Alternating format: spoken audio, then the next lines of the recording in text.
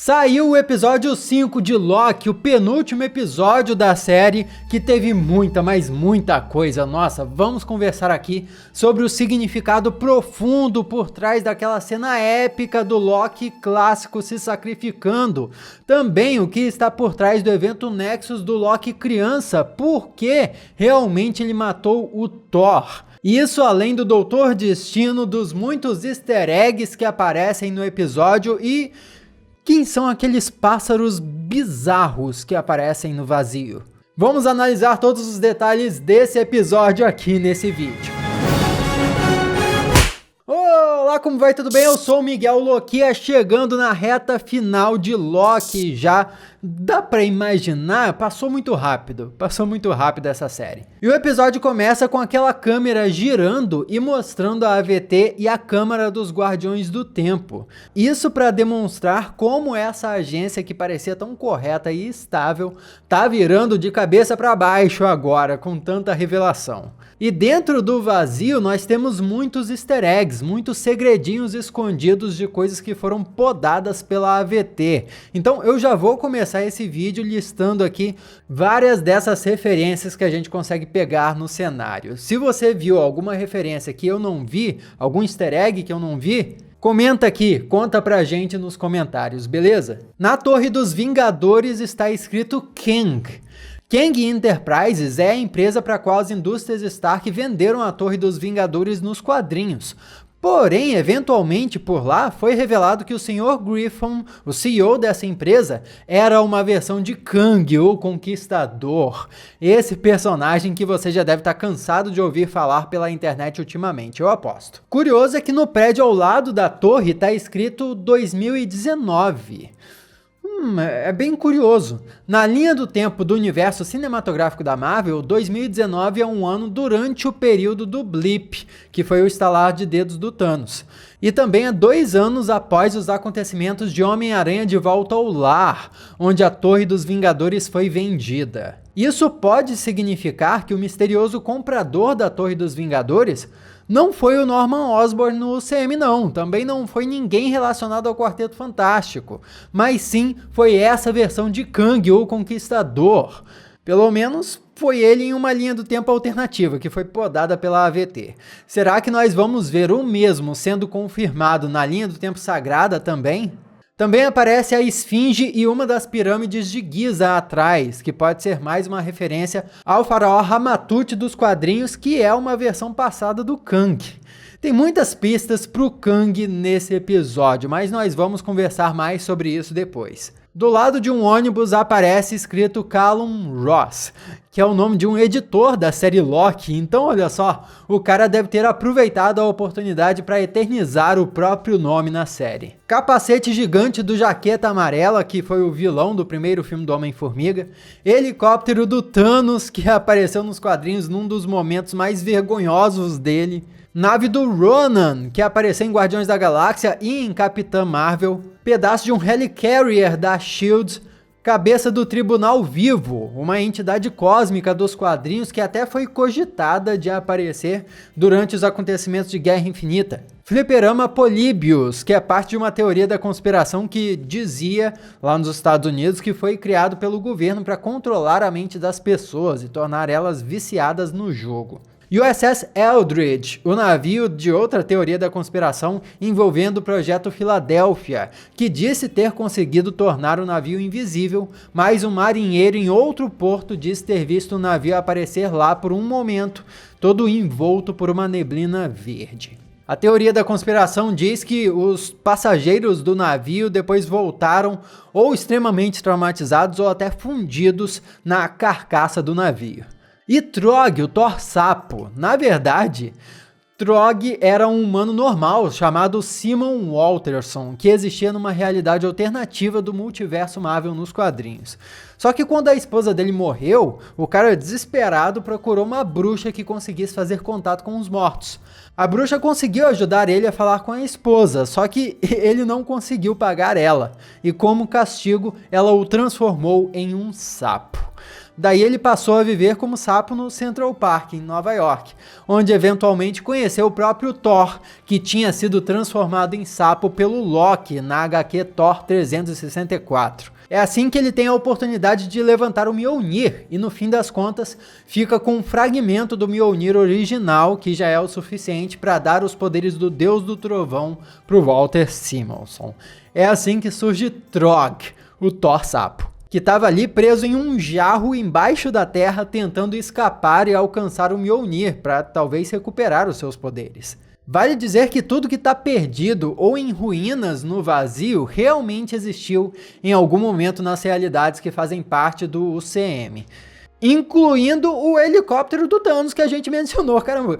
Qual foi o evento Nexus que fez o Thanos construir um helicóptero? Eu quero saber, de verdade. Vamos continuar a conversar sobre os acontecimentos de explodir a cabeça do episódio, mas antes deixa eu te pedir para se inscrever e ativar as notificações para me dar uma força e para você ficar informado do mundo dos super-heróis. Todo mundo ganha nessa barganha aqui, hein? Não tem trairagem porque eu não sou uma variante do Loki. Então, muito obrigado por se inscrever e um grande abraço para você que já faz parte da família Lokia. Enfim, a Ravonna conta para Sylvie que também quer descobrir a verdade. Tipo assim, ela sabia que os funcionários da AVT eram variantes, sabia que quando se poda alguém, essa pessoa não desaparecia e sim era transportada para um vazio no fim dos tempos, só que ela não sabia que quem tinha feito aquilo tudo não foram os Guardiões do Tempo.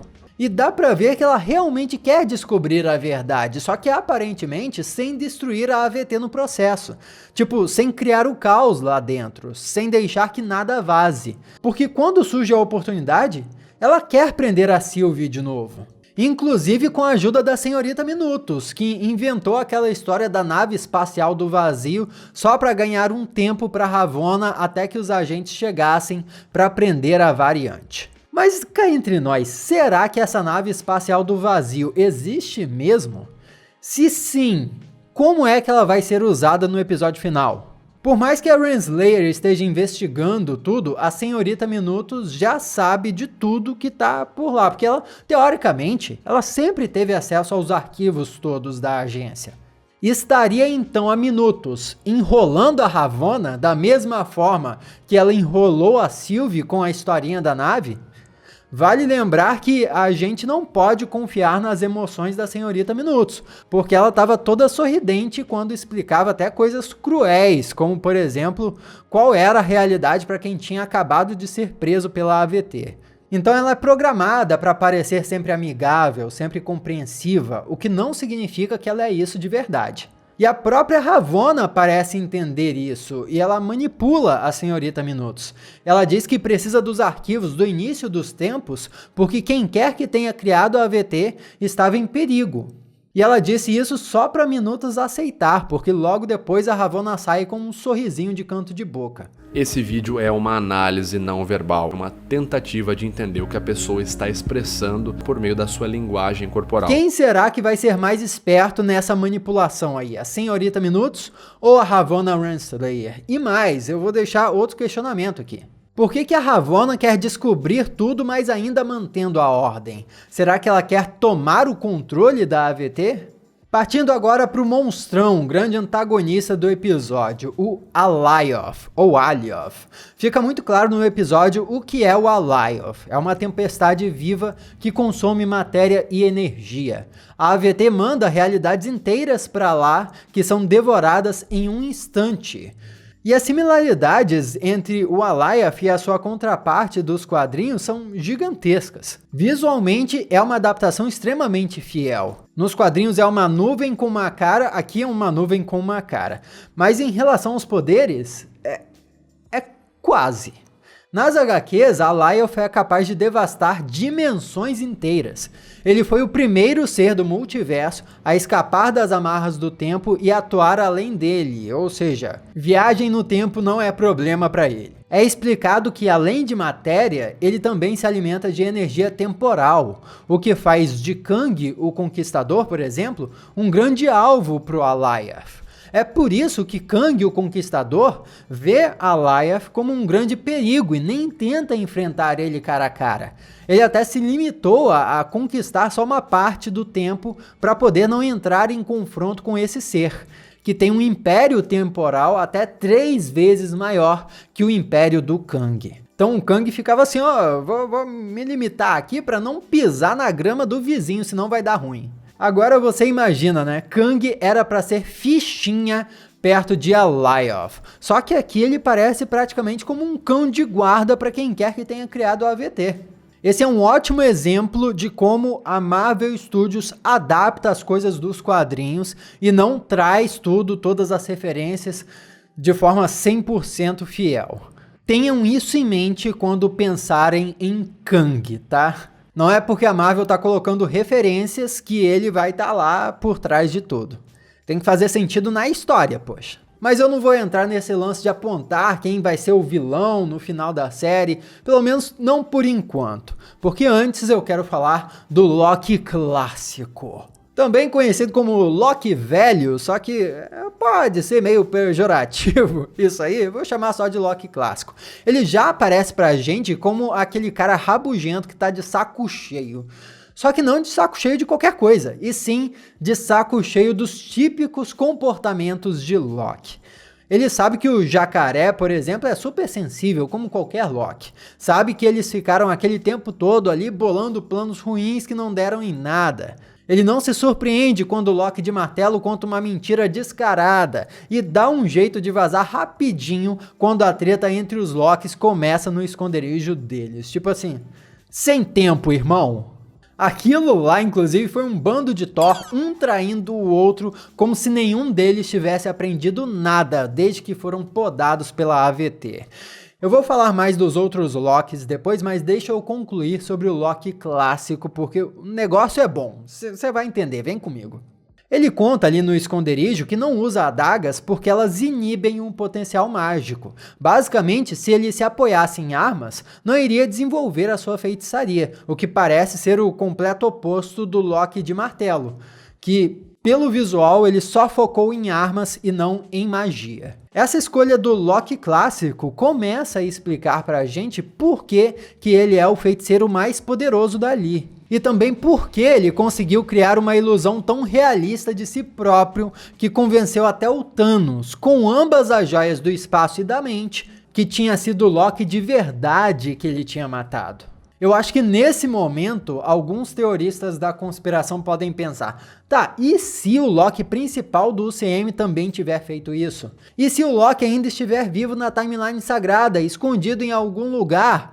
É possível? É possível. Tudo depende do que a Marvel decidir fazer no futuro. Mas, como foi apresentado aqui, me parece que apenas o Loki clássico desenvolveu tão bem esse poder. Poder de ilusão, no caso. Porque, afinal de contas, ele não usou lâminas. E vale lembrar que o filminho que contava lá a vida do Loki acabou quando ele foi morto pelo Thanos. Então o Loki clássico conta que refletiu sobre a própria existência e como por onde ele passava havia sofrimento, e resolveu se isolar num planeta longe de tudo, onde ficou por muito, muito tempo. Isso já nos revela uma coisa. Esse Loki aí, ele é bom. Ele passou por todo o arco dramático que o Loki dos filmes passou. Só que em vez dele ter morrido como um herói, ele continuou vivendo. E você tem que reparar que ele envelheceu. Quanto tempo um gigante de gelo como ele precisaria viver para ganhar aquela aparência? No UCM, o Thor, por exemplo, tem 1500 anos, o que indica que o Loki deve ter vivido milênios totalmente isolado. Ele pode ter se tornado o mestre das ilusões porque passou tanto tempo só que ficou criando imagens para se iludir. Eventualmente ele acabou preso ali no vazio junto com vários Lokis e inconformado com a própria natureza de um deus da trapaça, até aquela conversa com o Mobius que fala pra ele que nunca é tarde pra mudar. Aquelas palavras deixaram ele pensando, dá pra notar. Foi aquilo que fez o Loki clássico tomar a atitude heróica no final. Se prepare para se arrepiar agora. Na cena final dele, toca uma versão mais lenta da Cavalgada das Valquírias, que faz parte de uma das óperas compostas por Richard Wagner no século XIX.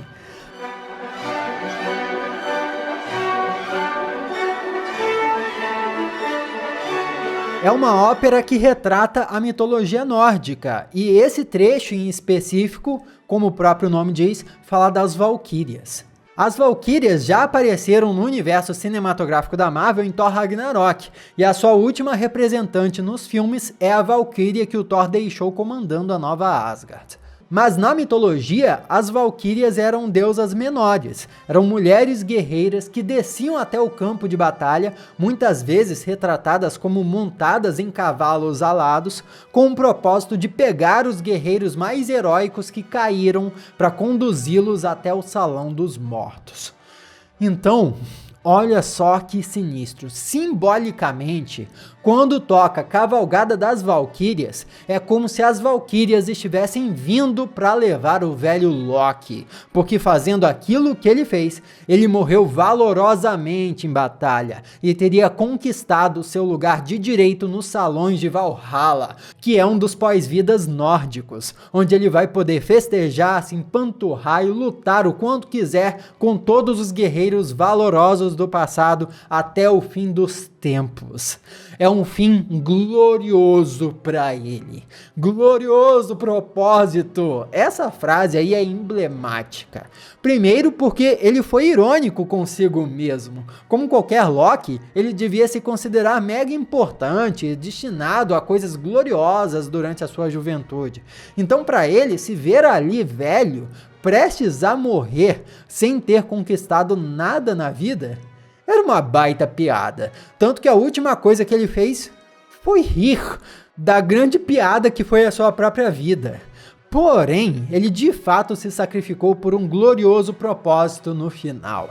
Ele ganhou tempo suficiente para os heróis abrirem um caminho até o vilão, e assim, possivelmente, libertarem o multiverso. E ele ainda mostrou para eles que um Loki é mais poderoso do que eles imaginavam. O glorioso propósito do Loki clássico foi incrível.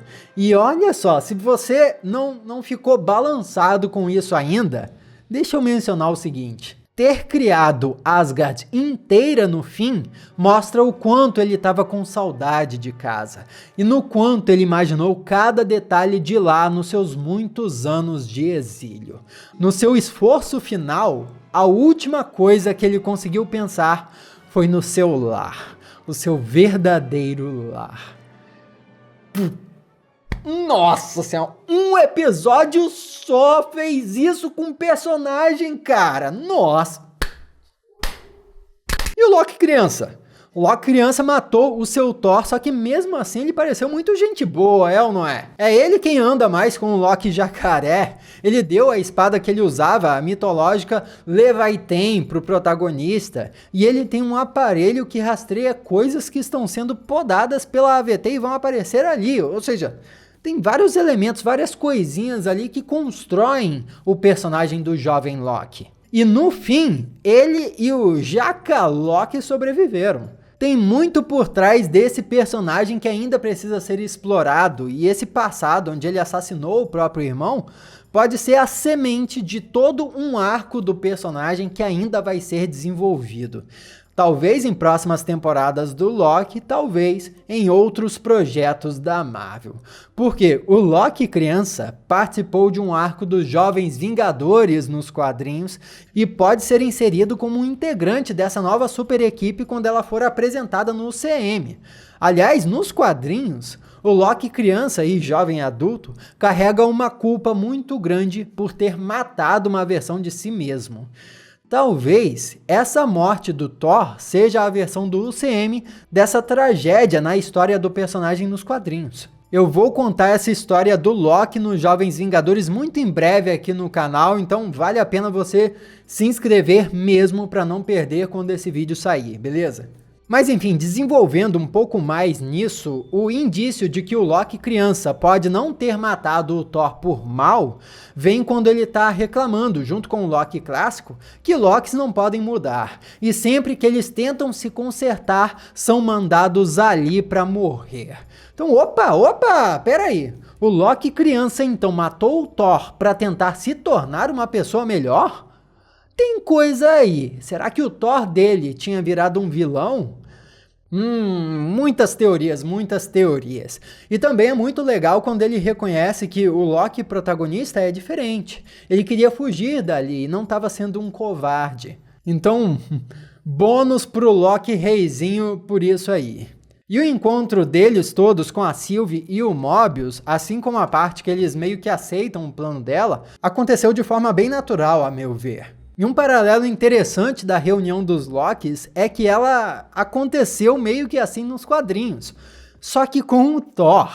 No fim do arco do Carniceiro dos Deuses, que está sendo usado como referência para Thor 4, inclusive, Thor, Amor e Trovão, o Thor se encontra com o Thor velho e o Thor jovem. E na saga Guerra dos Reinos, eles também se reúnem com a poderosa Thor. Olha só, são os mesmos tipos de versões diferentes do personagem se reunindo para um bem maior. Será que o pessoal da série Loki planejou esse paralelo aí ou foi só coincidência? Quem sobrou nessa comparação aí foi o Loki jacaré, né? Mas beleza. A conversa entre Loki e Sylvie foi um pouco enrolação, a meu ver. Comenta o que você acha aí. Eles já deviam ter ficado juntos, pô, ali mesmo. Só que isso indica pra gente que a série decidiu guardar esse momento pro final. Talvez porque eles vão criar um evento Nexus bizarro igual da última vez, mesmo durante um evento apocalíptico. Mais uma vez, parece que um pega dos dois vai causar o multiverso. E você se lembra daquela história toda de que os Guardiões do Tempo estariam construindo ainda o fim da história, o fim dos tempos? Pois bem, e se o encontro, a aproximação do Loki e da Sylvie criar esse fim dos tempos aí, que era prometido pelos Guardiões? Aí vai ser épico, aí eles não vão criar só o multiverso, como também o fim dele. Eita, aí vai ficar complicado.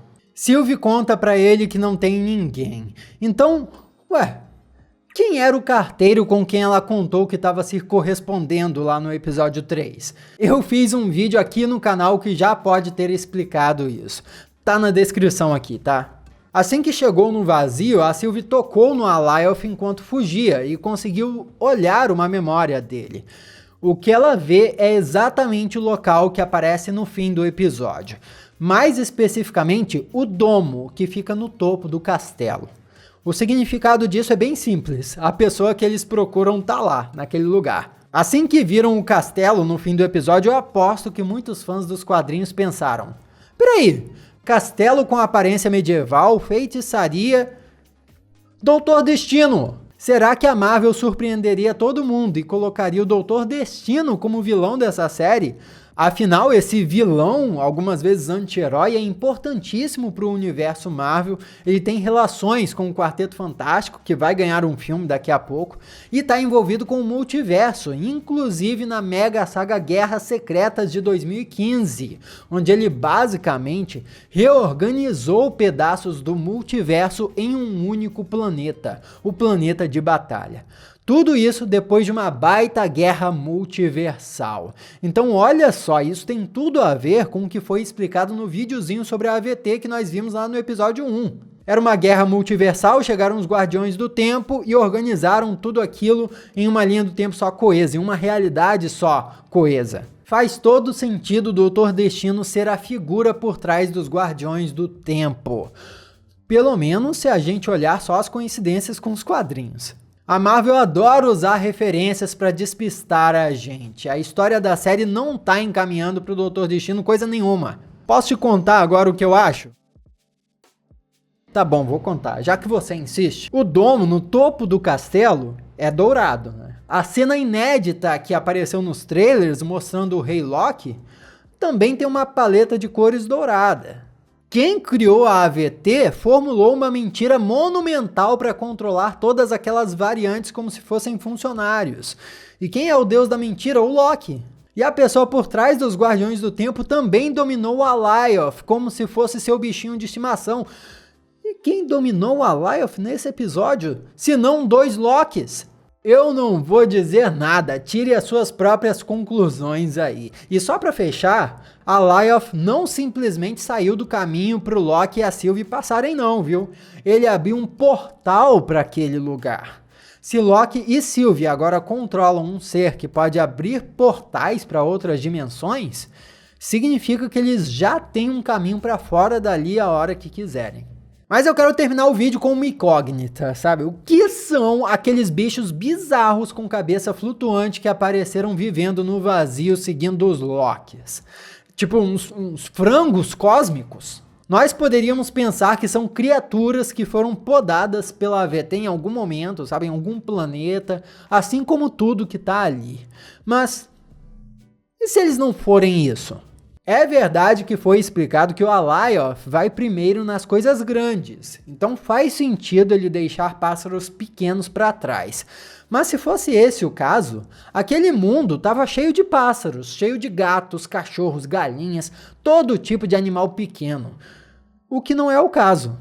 E isso significa o quê? Eventualmente, Alioth pega tudo que está no vazio. Os Lokis conseguem fugir e se esconder porque eles são inteligentes, mas aquelas criaturas lá não pareciam ser inteligentes. Como é que os frangos cósmicos estão vivos ali? Será que eles são partes do ecossistema natural do vazio? Será que eles são partes do próprio Alioth? Será que quem criou a AVT criou eles também? A verdade inquestionável é que a produção gastou um orçamento de efeitos especiais para fazer eles. E se gastaram dinheiro para fazer aqueles bichos, é porque tem algum propósito ali. Qual vai ser o papel dessas criaturas no episódio final de Loki? Comenta aí, vamos conversar a respeito. Aqui do lado tem outros vídeos que você já pode assistir, vai ter mais conteúdo sobre Loki aqui. Sim, muito obrigado pela sua companhia magnânima, eu sou Miguel Loquia e a gente se vê na próxima. Esse vídeo, ó, gigante, Jesus. Gigante, Loki.